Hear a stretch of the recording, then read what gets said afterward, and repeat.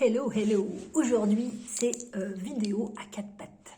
Je vous présente un de mes jeux préférés, les billes. Et j'étais une grande amatrice de billes à l'école. J'avais un sac énorme avec des bigarreaux et tout. Je kiffais jouer aux billes et j'étais plutôt bonne en plus. Alors que j'étais quelqu'un de très maladroit. Enfin, du moins, j'avais un fort RTAC et réflexe tonique asymétrique du coup qui faisait que quand on m'appelait, pouf, je faisais tout tomber. Mais les billes, par contre, ça marchait bien parce que j'avais juste à tirer devant.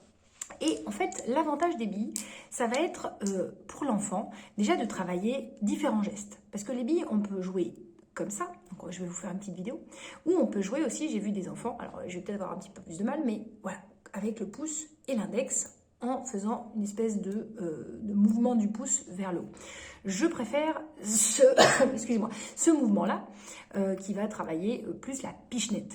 Et ce qui est très intéressant dans ce mouvement-là, c'est que je baisse la caméra, ma main est posée sur le sol et c'est beaucoup plus difficile.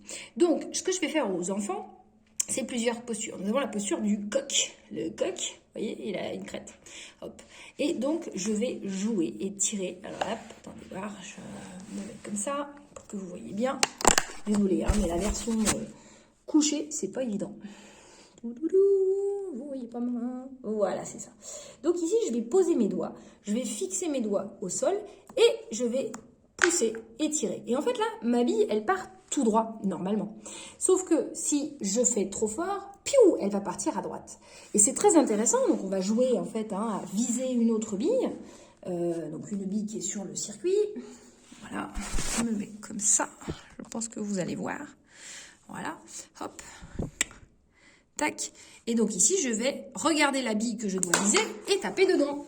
Et ça, c'est l'objectif de la bille. Ça va venir travailler la motricité.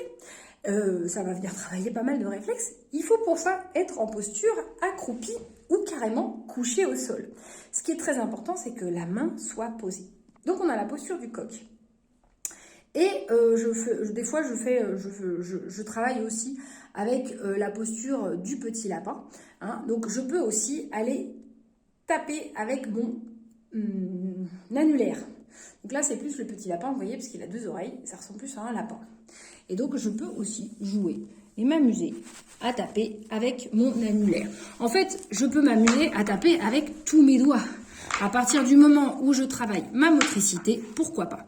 Donc la posture comme ça, moi je l'aime moins, elle a moins d'intérêt et en fait souvent elle est utilisée par les enfants pour lancer la bille en l'air. Donc ça peut être rigolo, hein, vous voyez que quand je fais ça, hop, ma bille elle saute. Pourquoi pas? Mais elle a peu d'intérêt. Ce qui est intéressant aussi, c'est de faire des 2 mains. Bah ouais, c'est vachement plus rigolo. Parce que du coup, on se fait des challenges. On fait un coup avec la main droite, un coup avec la main gauche. Voilà, c'était pour la petite activité du calendrier de l'Avent de cette année. Et j'espère que ça vous aura plu. N'hésitez pas à mettre un sachet de billes sous le sapin. C'est toujours bien. À l'école, je crois qu'ils ont recommencé à les autoriser. J'ai pas le souvenir d'avoir eu beaucoup d'enfants étouffés par les billes en primaire. Mais voilà, en tout cas, c'est une idée. Allez, suite à la prochaine vidéo. Merci.